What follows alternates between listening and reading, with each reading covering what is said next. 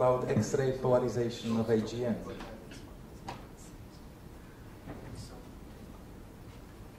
Okay, so for the last talk of this morning, allow me to present a wide panel of theoretical work that are targeting X-ray polarization from accreting compact objects. Polarization is a well-known phenomenon used in everyday life, from biology to 3D glasses in theaters, and we already had an insight of it by the talk of René. So just let me explain again what we stand for polarization and the terms polarized. We know that the light is described by 4 main parameters, and the human vision being only sensitive to the color, so intensity and frequency. We thought for a long time that it was only a scalar quantity. With the development of electromagnetism, the vectorial nature of light was discovered, and the polarization became to be studied. And by polarization, we understand the temporal evolution of the tip of the electric vector. If the tip of the electric vector is found not to vary during the measurement time, the light is said to be polarized. As René said, there are 2 additional information to intensity that polarization brings: the polarization degree and the polarization angle. Here you have an example of linear polarization. And it is important to know that polarization can be intrinsic to the emission region or arise from scattering or absorption re-emission processes, general relativistic effects. Polarization in astronomy were strongly coupled to bring quite a number of very important results in the radio, infrared, optical, and UV bands, especially the many constraints on the geometry and inclination of, as well as the dynamics of stellar winds, jets, disks, binary orbit inclination, and so on, with maybe the most important discovery being the seminal unified model of safer galaxies by Antonacci and collaborators. However, all those discoveries were made from radio to UV. What about X-ray polarization? The field of X-ray polarization was a bit was very short in terms of instrumental observations. It started with the very first astronomical X-ray polarization measurement in 1972 by Novick et al. Using a rocket engine, and they succeeded to measure the polarization from the Crab Nebula. And the last X-ray observation occurred 6 years later, with in 1978, with the 8th orbiting solar observatory, who targeted also the Crab Nebula and were able to confirm the X-ray polarization measurement by Novick with a signal better than 3 sigma, and only put constraints on few other objects, 2, 3, 4 objects only. Despite this unique observation of the Crab Nebula, the X-ray polarization measurement succeeded to explain the energy release of the nebula by synchrotron processes. The fact that the X-ray polarization measurement was abandoned at that time was due to the low sensitivity of the instrument. It is important to know that a polarimeter deals with counting rate statistics, and the goodness of a practical implementation mainly depends on the modulation factor mu, which is the response of a parameter to a 100% polarized source. This value spans from 0, non-sensitive, to 1, maximum sensitivity. And the overall the polarization is a definite quantitative value with a non-Gaussian statistics. We can estimate the minimum detectable polarization at 99% confidence level of an instrument, which represents the sensitivity, using this formula with the source flux, the background, and the observing time, as well as the modulation factor. And from that, we can see that to measure a 1% minimum detectable polarization, the number count required is quite high, more than 10 to the 5 counts, which is much more than what is needed in spectroscopy to measure a spectral slope of 100, or even just to detect an X-ray sources. However, despite the fact that we do not have yet any X-ray polarimeter on board the mission, there are a lot of theoretical work that has been done so far to investigate the intrinsic polarization of emitting region, both in synchrotron, and non-thermal Bremsstrahlung, but also from radiation transfer, scattering, general relativity, and so on. And all those studies point toward the fact that most of the X-ray sources should show significant amount of polarization. So in the following, I will present you a very wide panel of accreting compact objects and the expected polarization as well as the constraint we could get from a future observation. Let's start with the blazars AGN, and among them BL-arc object, highly polarized blazars, and optically variant variables, which are shown to have a parsec scale jet with nearly relativistic speeds, very close to the speed of light. The measurement of the X-ray spectrum is usually much steeper than the optical spectrum, indicating that the X-ray should be produced by accelerated high-energy electrons. The question so far is what is the injection site of the high-energy electrons and then the production of X-ray photons. It could be either at the base of the jet, or maybe farther away in the jet in shock regions. The problem is that those two models predict different magnetic directionality of the magnetic field within the jet. Either in the case of base injection in a laminar flow, magnetic field aligned parallel to the jet axis, or in the case of shocks, we expect perpendicular alignment of the magnetic field with respect to the jet axis. So McNamara and collaborator in 2009 proposed that X-ray polarization could be an interesting probe to discriminate between the different injection sites and looking at three different scenarios. First is the scenario where the X-ray photons are produced by blackbody UV photons coming from the accretion disk and then quantized within the jet on highly energetic electrons. The resulting polarization for a central supermassive black hole of 10 to the 8 solar masses and this parameterization for the jet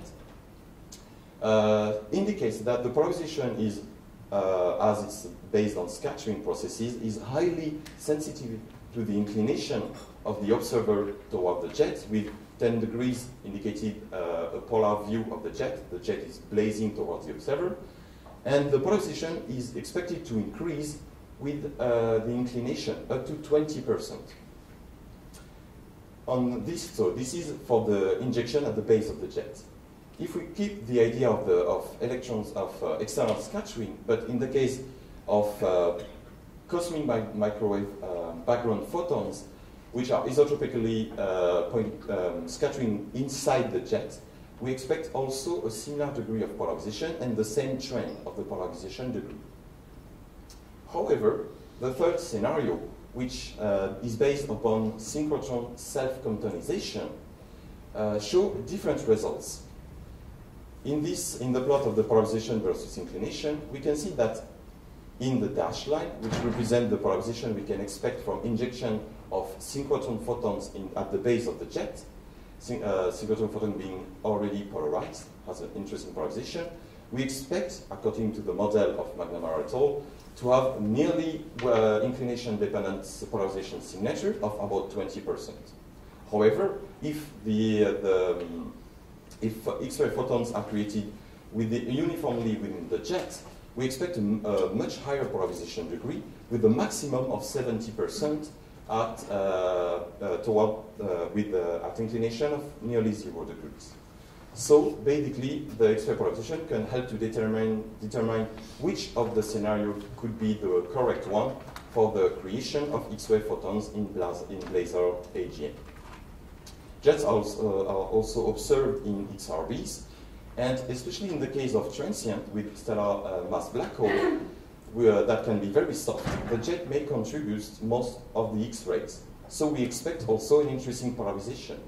And the fact that actually we cannot resolve the origin of the jet using spectroscopy, with the help of spectral polarimetry, we will be able first to detect the polarization from the jet and as well constrain the orientation within the first 1000 ARG from the source. On the other hand, we saw that on the previous talks that X-ray emission can arise from a hot corona. And the corona will illuminate the accretion disk below, and the soft X-ray photons will be absorbed and re-emitted, while the hard X-ray will be content scattered. Scattering involves polarization, but the strong gravity fields around the central compact object will also alter the polarization property of the radiation. So it was studied by, oh, I'm sorry if that, it doesn't really matter. The results are here. It was studied by Michal Dovchak and collaborator in 2004 and following papers that the resulting polarization degree and angle of an accretion disk in AGN is highly dependent on both the inclination of the system with respect to the symmetry axis of the model.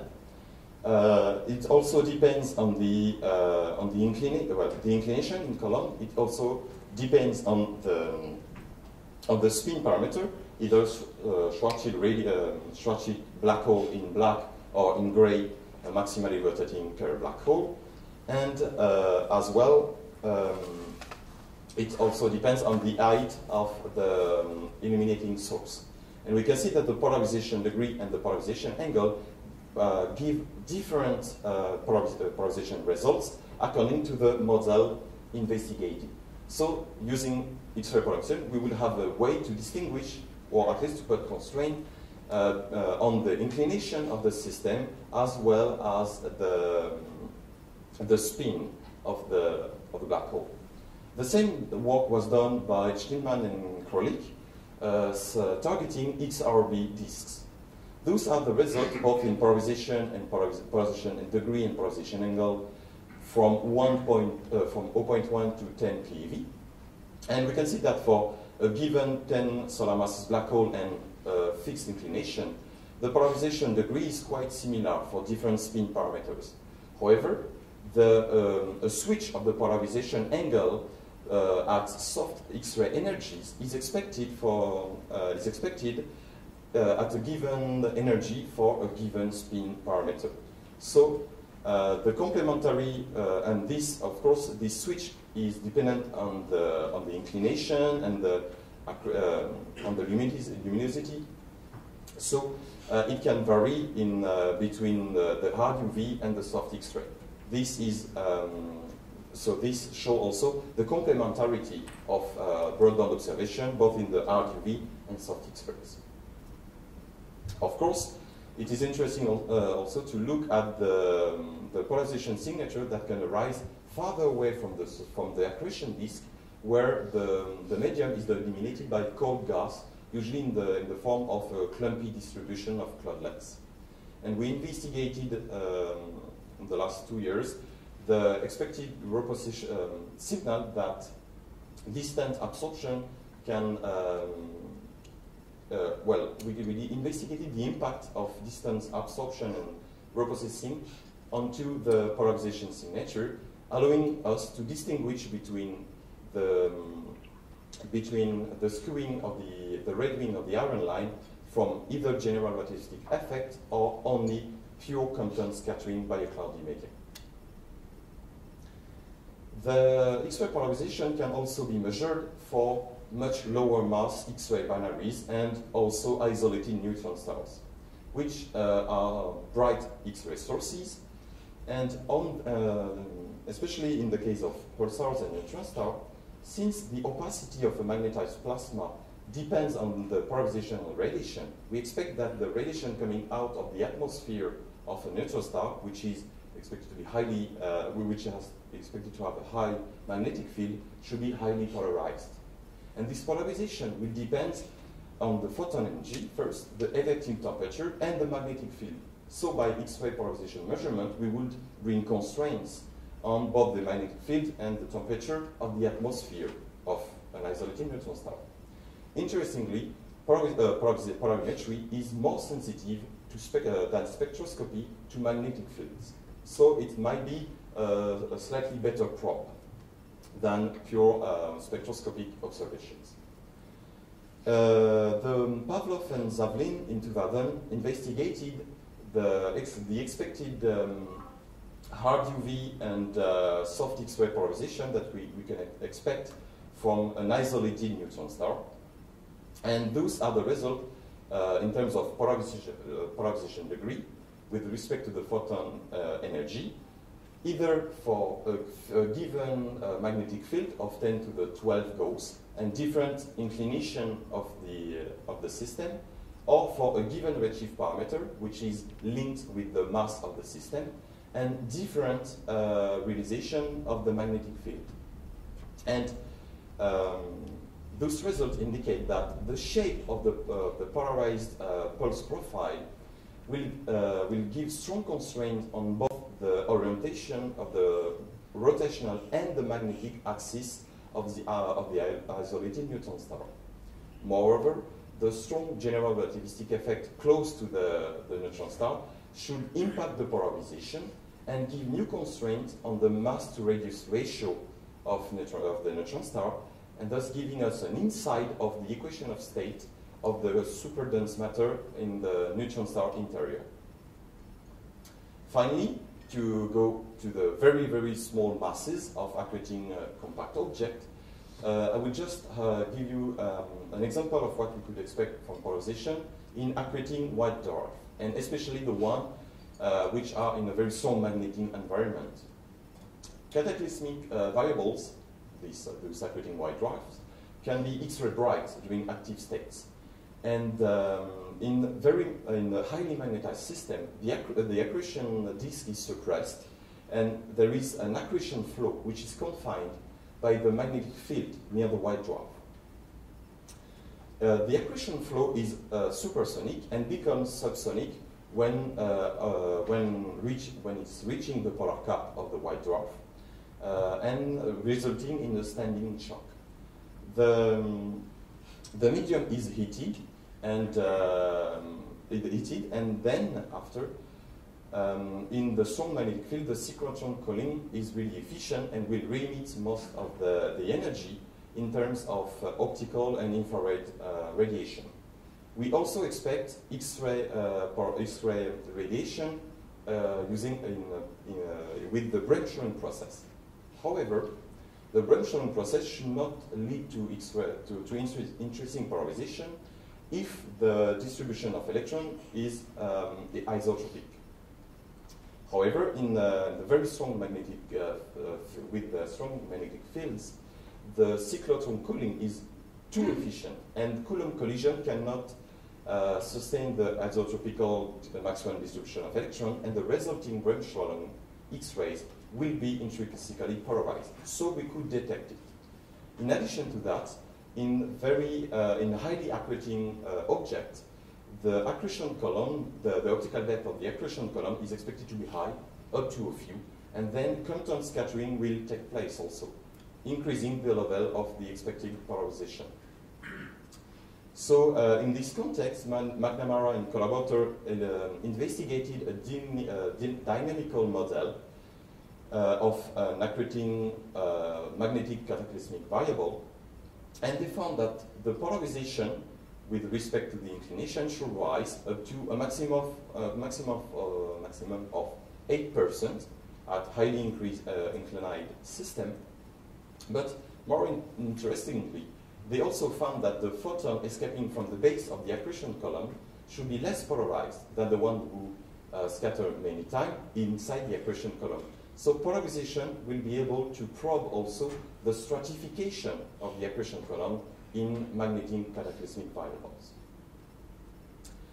In most of the theoretical work that I have reviewed here, and much more has to still to be done, but X-ray polarimetry is proven to be a powerful tool to probe the environment of accreting compact objects, and in most of the time we expect a polarization percentages larger than 1%.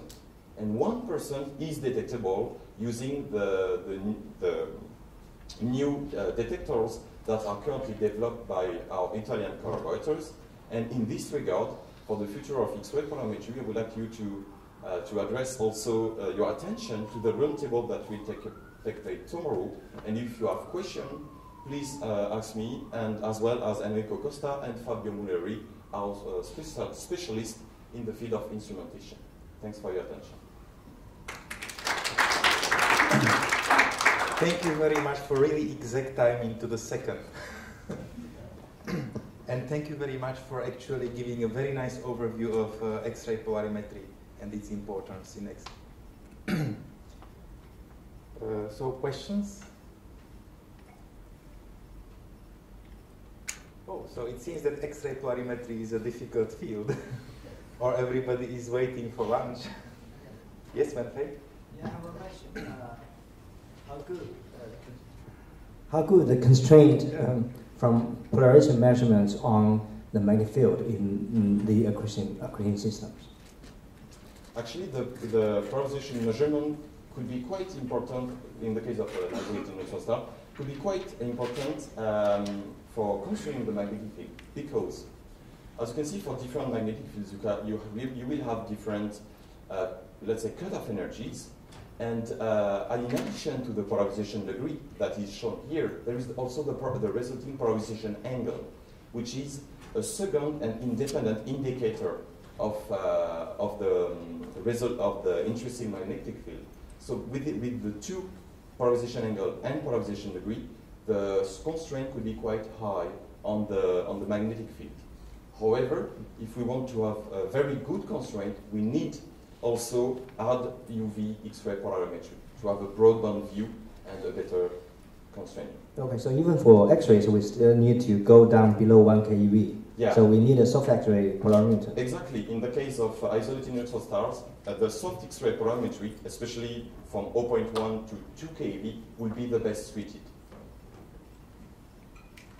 Any more questions? Yes, please. So when you showed the simulations of disk polarization, was that assuming a completely clean disk spectrum? So any coronal emission, even if it's at the 1% level, once you get down into the Wien tail, would become very important. You mean if we have different geometry of the hot corona? Sorry. So your simulation for polarization for the disk, I meant the Schmittman. Oh, sorry. Is that just for a pure disk? With Yes, only. Yeah. Yeah, so as soon as you get to say 10 keV, the disk is Absolutely. hard to see past the any low-level coronal emission. Yeah, it's quite hard. That's why they limited their simulation up to 10 to a maximum 20 keV. And So let's thank Frederic once more. And there is